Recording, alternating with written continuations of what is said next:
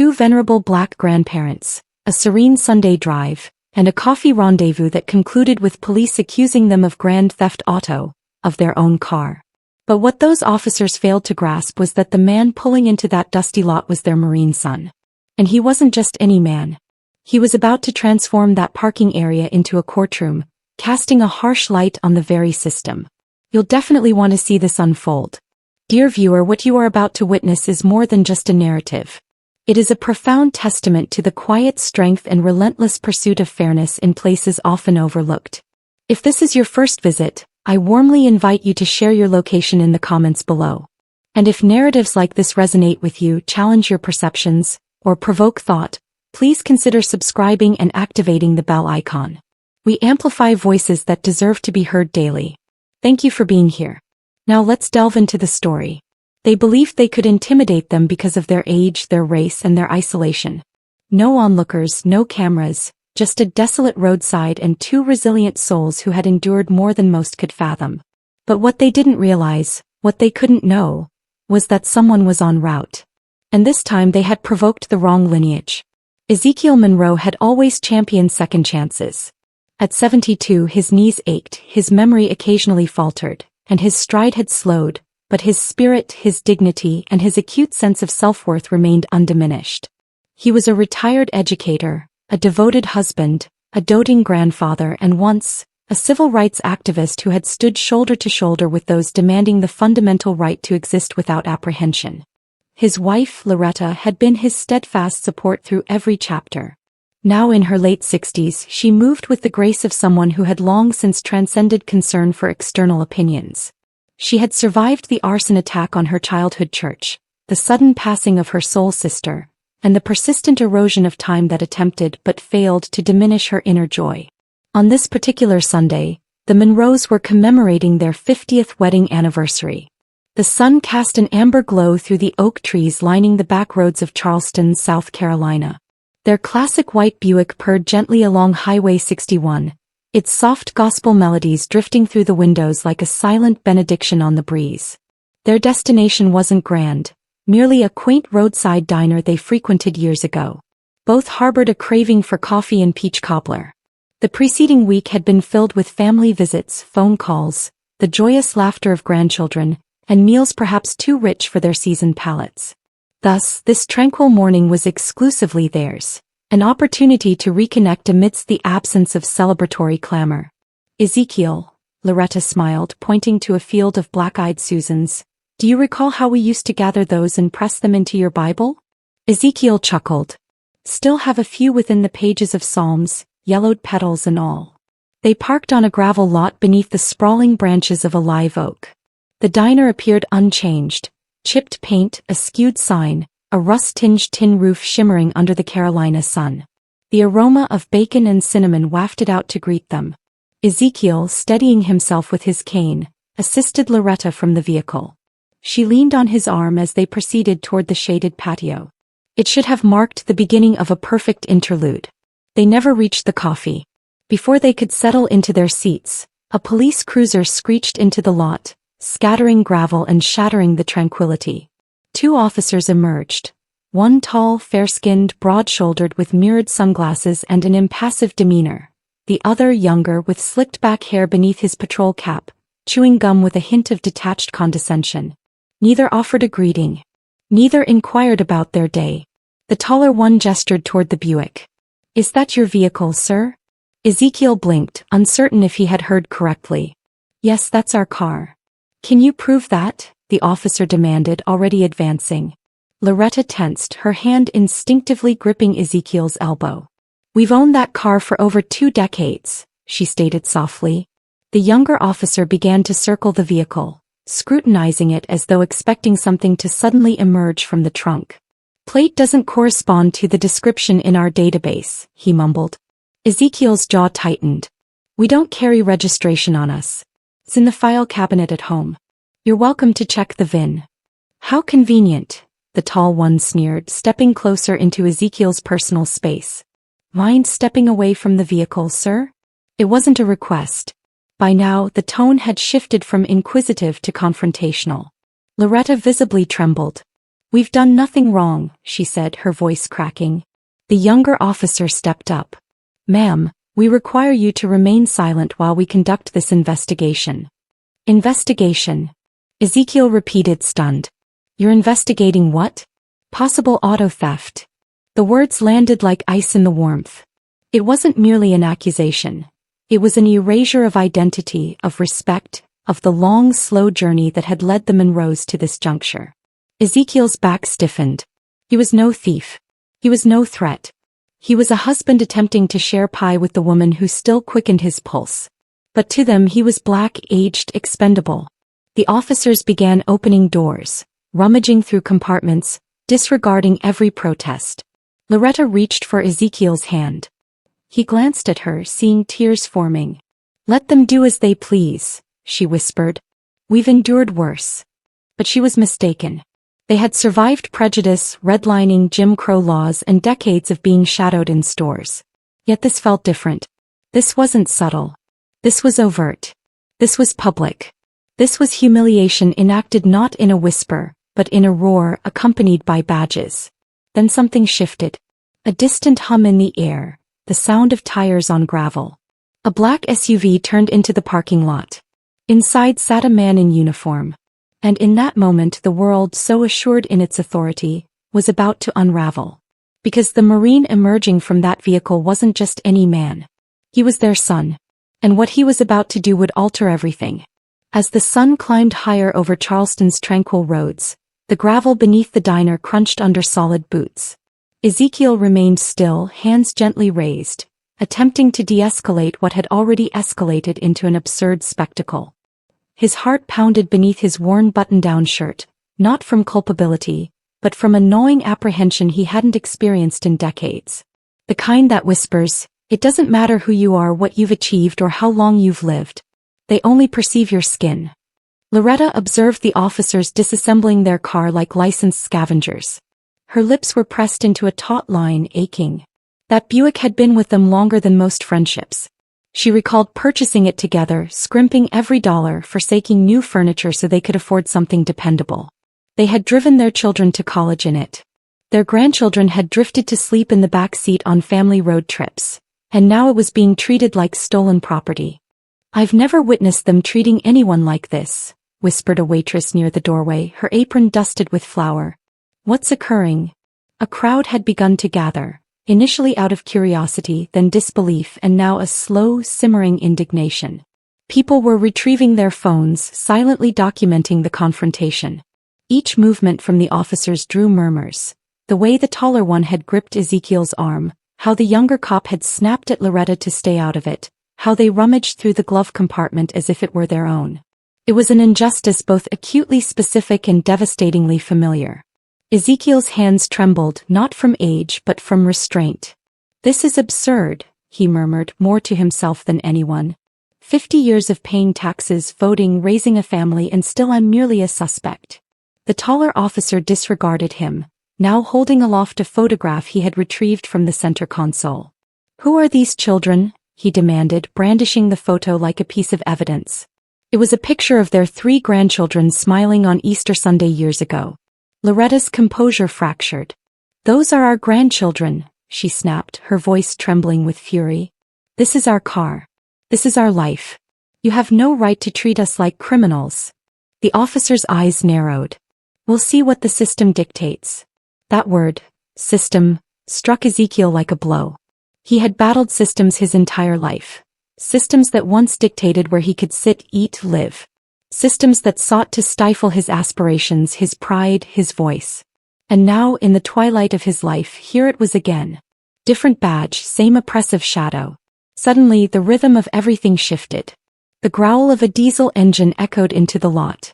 The SUV, pristine and imposing, halted a few feet from the cruiser. The driver's door opened, and a tall man in a sharply pressed Marine uniform emerged. His boots struck the gravel like a gavel. Every eye turned. Even the officers froze for a moment. David Monroe, their son. He moved like someone who comprehended peril but remained unafraid.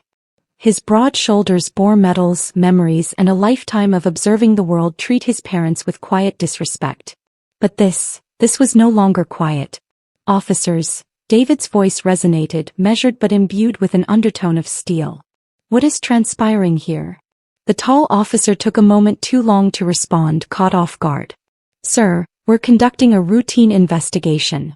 The license plate on this vehicle belongs to my parents, David interjected, not raising his voice but amplifying its gravitas. Ezekiel and Loretta Monroe. They've owned that Buick longer than I've been in uniform. So again, what exactly are you investigating? The air hung heavy.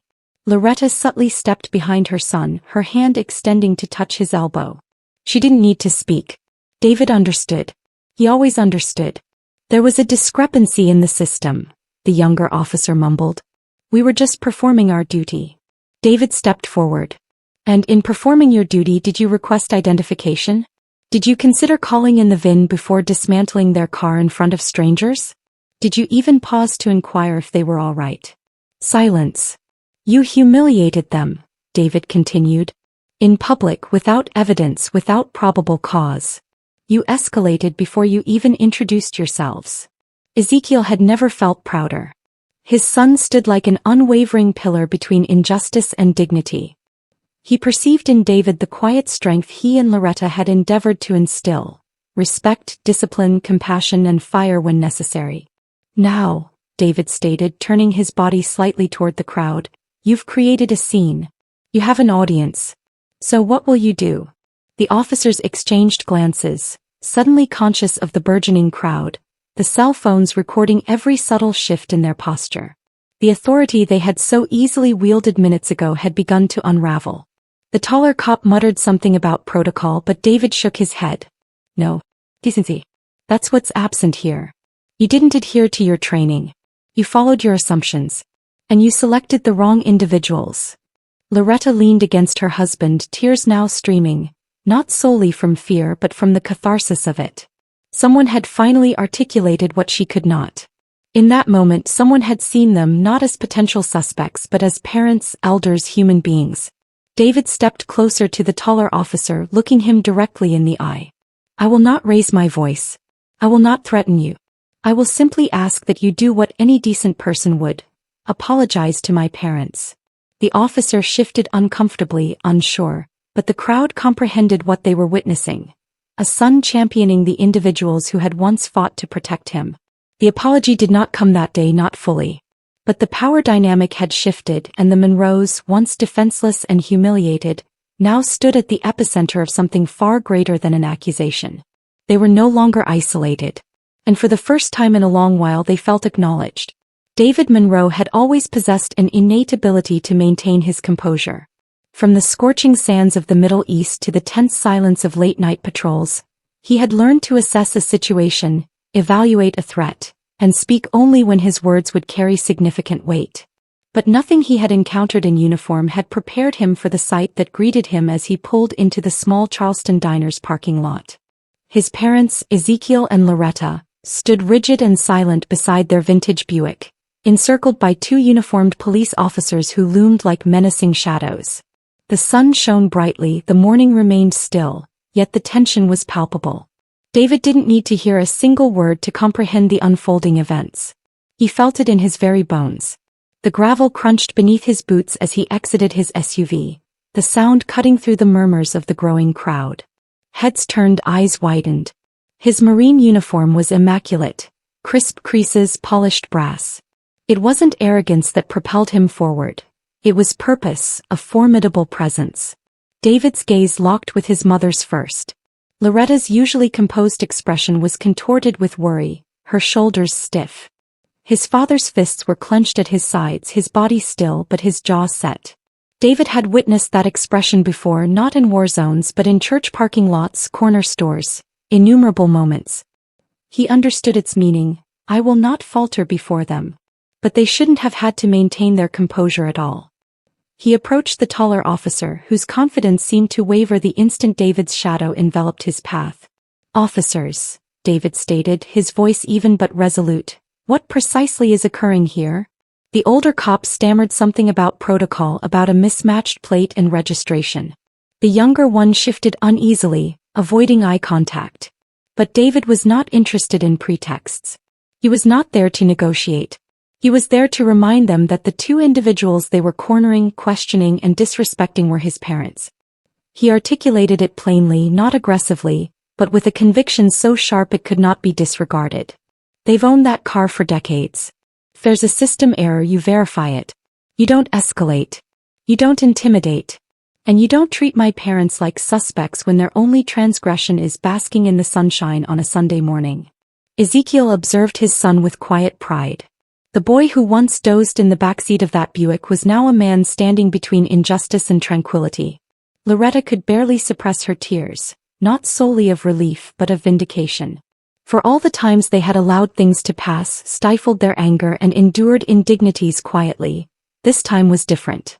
David turned to address the crowd, his voice gaining intensity. They are decent people. They've paid their taxes. They've raised children. They've contributed to this community, and yet today they stand here being treated like criminals. Why? A hush fell across the lot. Everyone knew the answer, even if unspoken. Skin color, assumption, bias. That familiar undercurrent of suspicion reserved for people who dared to exist peacefully while black. David's subsequent words pierced deeper. You know, I wear this uniform with honor. I've served overseas, led men into combat, and fought to protect the ideals of this nation. But what good is that service if my own parents cannot enjoy a piece of pie without being harassed? The silence was more resounding than any protest. Even the officers appeared diminished now, their posture slackening as the weight of the moment bore down. The female officer attempted a half-hearted defense, blaming the system, but her words rang hollow. David stepped closer to the taller officer, not menacingly, merely present. An apology isn't just a formality. It's accountability. And respect isn't optional when you're wearing that badge. The taller officer finally mumbled something resembling an apology. Loretta barely registered it. She was observing David, marveling at the strength and integrity she and Ezekiel had instilled in him. She did not require justice in the form of handcuffs or punishment. Witnessing her son stand tall, unwavering, that was its own form of justice. David wrapped an arm around his mother, then placed a steady hand on his father's shoulder. "I've got you," he whispered softly. The burden lifted, but only marginally. The apology had not been heartfelt. It offered no true closure. It was a retreat. But in that moment, Ezekiel and Loretta did not feel invisible. They were not being dismissed. They had been seen, by their son, by the crowd, by the camera phones now focused with purpose. Something had shifted. A diner employee stepped forward with 2 cups of coffee and a gentle smile. "On the house," she said. "You've been through enough." David nodded his thanks, guiding his parents to a nearby bench. The coffee was lukewarm, the pie untouched, but in the comfort of that moment, something more nourishing lingered. Solidarity, support, in the quiet strength of a son who appeared when it mattered most. The story wasn't concluded. It would resonate in retellings, amplify online, integrate into conversations and community gatherings. But for now, beneath the open sky, surrounded by witnesses, David Monroe had etched a boundary in the gravel, and the world had no choice but to acknowledge it. What began as a tranquil Sunday morning in Charleston had now transformed into something far more profound. The air outside the diner, once fragrant with the scent of frying bacon and the low murmur of conversation, was now electric with tension and heightened awareness. No one inside returned to their coffee. No one outside looked away. All eyes were fixed on the small parking lot where something more significant than a simple misunderstanding was unfolding. The instant David Monroe stepped between his parents and the officers, the dynamic irrevocably changed. The officers might not have realized it yet, but the onlookers certainly did. People emerged from shops, paused mid-bite at tables, even pulled their vehicles to the side of the road. There was an undeniable quality about the stance David adopted. Spine erect, voice steady, heart exposed without reservation. He wasn't raising his voice. He was elevating the undeniable truth. And that truth, laid bare before dozens of witnesses, was profoundly uncomfortable. The crowd wasn't merely observing anymore. They were absorbing every word, every silence, every glance. An elderly woman across the street slowly shook her head, whispering to the man beside her, "They've been married longer than I've had grandchildren. That's their car." A father near the edge of the lot rested his hand on his son's shoulder, silently imprinting the moment in the boy's memory. The badge in principle is intended to safeguard and serve. But today it weighed down the two officers like an anchor. Their earlier confidence, bordering on arrogance, had eroded into unease. The male officer's jaw tightened. His feet shifted constantly as if seeking firm ground. The female officer gazed past David, scanning the crowd for anything that might offer support, not physical but emotional. There was none. A teenage girl in a hoodie quietly raised her phone again, this time broadcasting live. Her caption simply read, "Marine defends his elderly parents from police harassment." Comments began to inundate the feed. "Where is this? That man is a hero. This must cease." Across the digital world, the narrative had begun to ripple, transforming observers into participants. And then the silence broke. "Excuse me," a voice from the back of the crowd resonated, a soft but resolute tone. A middle-aged man in a postal uniform stepped forward. "I've delivered mail to the Monroes for over 10 years. That's their car. That's their corner. That's their ritual. Every Sunday." His words weren't dramatic. They were simply factual. But they carried immense weight because they emanated from someone with no motive to deceive, no agenda, just a witness to a life lived quietly and respectfully. Others began to murmur in agreement. Another woman added, "They brought food to my daughter when she had surgery. I still recall the peach cobbler." A young barista from the diner nodded. "They frequent this establishment. They tip generously. They greet everyone with a smile." The two officers, once so self-assured, now stood before an unforeseen barrier, community memory. The kind that couldn't be dismissed by a database discrepancy or brushed aside with vague apologies. David, sensing the shift, remained composed. He didn't gloat. He didn't exploit the moment. Instead, he returned to his mother's side and took her hand. "They're not invisible anymore," he whispered. The taller officer stepped forward, clearing his throat. "Sir, ma'am, we didn't intend to." David gently raised a hand. "So, do not speak unless it comes from a place of sincerity. My parents deserve that." There was a pause. The officer, clearly caught between embarrassment and protocol, hesitated. And that hesitation was the answer the crowd required, because what he should have said was, "I'm sorry." Not for a clerical error, but for the presumptions, for the tone, for the disruption of peace on a morning intended to be sacred. Instead, the female officer added, "It was just procedure. We have to investigate." David's face hardened, but it was Loretta who spoke this time. Her voice wasn't loud, but it cut through the noise like a hymn. "No one is saying, 'Do your job, officer.' But you didn't come here to ask. You came here to accuse." Ezekiel nodded, his voice low and steady. "And when your badge grants you the power to intimidate instead of investigate, it's no longer protection. It's persecution." The weight of those words didn't merely descend upon the officers. It settled over the entire crowd. It reminded everyone that power without empathy becomes a weapon. One man in the back applauded, then another. Soon the entire crowd joined in. It wasn't a cheer of celebration. It was an acknowledgement of resilience, of dignity reclaimed. The officers did not speak again. They nodded stiffly and retreated toward their cruiser. Their departure was quiet but unmistakable. David watched them go. He didn't feel triumphant. He felt exhausted, not due to the confrontation but because his parents had to endure it at all. Loretta leaned into her son's shoulder. "You made them see us, baby." "No, Mama," David whispered back. "You made them see you. I merely held the mirror."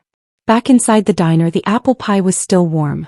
The coffee had cooled, but no one seemed to mind. The waitress, red-eyed from what she had just witnessed, brought a fresh pot to the table. Ezekiel took Loretta's hand again, just as he had earlier in the car. They didn't speak much. They didn't need to, because today, for the first time in a long time, they had been heard. The officers had departed, their retreat silent and uneasy. But the lingering residue of their presence hung in the air like dense humidity before a storm. The parking lot, now filled with whispers and sidelong glances, gradually returned to a semblance of calm. Yet calm was not synonymous with peace. For Loretta and Ezekiel Monroe, the morning's wounds remained open, tender, in ways only dignity can be when it's publicly bruised. David helped them both back to the table, gently guiding Loretta into her seat as if she were made of delicate porcelain. His father followed, his steps heavy but steady, the kind of walk that results from decades of carrying unseen burdens. The waitress returned with a fresh pot of coffee and a soft, empathetic smile. "This one's on the house," she said softly, pouring the rich, dark brew into ceramic cups. "And the pie too. It's the least we can do." David nodded in gratitude, but Loretta's lips trembled. Not from the coffee, not from the pie, but from the kindness, from being seen, respected, held with care after being treated so carelessly moments before. She reached for the fork, her hands still faintly shaking, and cut into the slice of warm apple pie. "Just how I remember," she whispered, the cinnamon and sugar curling around her senses like a childhood memory. "Just like the one my mama used to make." Ezekiel smiled faintly, his hand resting on hers, grounding her. "Only sweeter," he said, "because you earned it."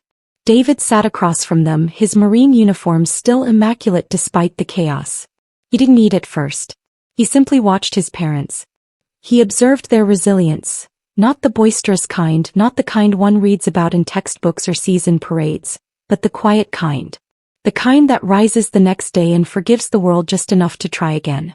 Around them, the crowd had thinned, but those who remained stayed with a purpose. A woman brought over a bouquet of freshly cut sunflowers and gently placed it on the table. "I don't know you," she said, "but I want to say I'm sorry. You shouldn't have endured that. No one should."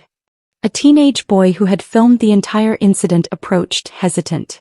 "My mom said I should delete the video if you don't want it out there. But if you do, I'll post it with your words. Not the officers, yours." David looked at his parents. Loretta nodded. "Let the world see," she said softly. "So maybe it won't happen again to someone else." The boy nodded solemnly and stepped back. These small acts of humanity were neither grand nor sweeping, but they were healing. Each one a balm. Each one a piece of something broken being gently mended. From inside the diner, the owner emerged. A gray-haired man in a white apron dusted with flour. He placed a fresh pie in a to-go box on the table and said nothing. He simply looked Ezekiel in the eye and nodded. The meaning was clear. "I saw what happened. I see you now." As the sun began to dip behind the trees, the sky casting golden streaks across the gravel lot, David finally spoke again. "You know," he said, his voice low, "I spent years overseas thinking I was fighting for freedom. But it's days like today that remind me that the real fight is right here at home. In diners, on sidewalks, in quiet moments where people think no one's watching." Ezekiel looked up from his coffee. "And sometimes all it takes to win is standing still, standing firm." Loretta reached across the table, taking both her husband's hand and her son's. "We didn't ask for this moment," she said. "But maybe we were meant for it." David nodded slowly. "Maybe you were." As the Monroe family finally finished their pie, the world around them seemed to exhale. The tension had not vanished, but it had shifted. The injustice had not been undone, but it had been witnessed, and witnessing matters. Sometimes it's the genesis of everything. They rose to leave slowly, arm in arm, sunflowers in hand. The diner door closed behind them with the soft chime of a bell. Not a finale, just a pause in the melody. And somewhere between apology and apple pie, a new chapter had already commenced. The narrative of Loretta and Ezekiel Monroe began with a simple Sunday drive, a tranquil commemoration of 50 years of matrimony, of lives built on quiet fortitude and unwavering affection. What should have been a serene morning evolved into a moment that tested their dignity, patience, and humanity. But from that crucible of injustice emerged something more potent than animosity. Courage, solidarity, and a voice that refused to be silenced. They were targeted not because of a transgression but because of the hue of their skin. Two elderly black citizens approached by officers with suspicion instead of respect. Accused without corroboration, interrogated without empathy, their history disregarded, their humanity dismissed. Yet even in the face of that violation, Loretta and Ezekiel stood with grace. Frightened, yes, but never broken. And then came their son, David, a Marine, a man forged in discipline, loyalty, and honor. He arrived not with weaponry or fury, but with truth and presence, with the unyielding stance of someone who had combated for liberty abroad and now had to champion it at home. David didn't just safeguard his parents, he illuminated something larger. The unsettling, irrefutable truth that prejudice doesn't always roar. Sometimes it bears a badge and labels itself protocol. Through David's voice, the crowd discovered its own. The silent witnesses became active participants. A woman's gentle touch. A teen's viral video. A diner owner's apple pie. Each action declared, "We see you. This is unacceptable." That parking lot became more than a scene of confrontation. It became a spark of reckoning, a moment where truth refused to retreat. By the time Loretta and Ezekiel concluded their coffee, the world had shifted. Not entirely but significantly. That courage isn't always ostentatious. Sometimes it manifests as standing calmly beside someone you cherish while your heart pounds with fear. Sometimes it's speaking when you're commanded to be silent. And sometimes it's entering a storm and refusing to allow it to change who you are. Their story instructs us that injustice thrives in silence, but so does transformation. That prejudice isn't always overt. It can be concealed within systems, assumptions, and the reluctance to question authority. And perhaps most crucially, it teaches us that advocacy matters. David's uniform granted him authority, but it was his love and his moral compass that endowed him with power. We can all embody David. We can be the ones who intervene not to incite conflict but to reveal clarity. We can be the people who utilize our voices, platforms, and presence to shield others and challenge wrongs. Whether we are filming, speaking, comforting, or simply refusing to avert our gaze, we are shaping the world we aspire to inhabit. Let's carry this narrative with us, not as a somber tale of racial injustice, but as a beacon of what transpires when people stand united in truth. Let's honor Loretta and Ezekiel by ensuring that respect is not conditional, that dignity is not negotiable, and that justice is not delayed. If this story moved you, if you recognized your own parents in Loretta and Ezekiel, or your own sense of justice in David, then let's sustain the dialogue. Share your reflections in the comments. Where are you watching from? Have you ever witnessed or experienced something similar? And if stories like this resonate with you, stories that shed light, challenge assumptions, and bring authentic voices to the forefront, then please hit that subscribe button. It sustains this channel and it empowers us to continue sharing the stories that demand to be heard. We're not merely disseminating content. We're cultivating a community, a movement, one story at a time. Thank you for watching. Thank you for caring.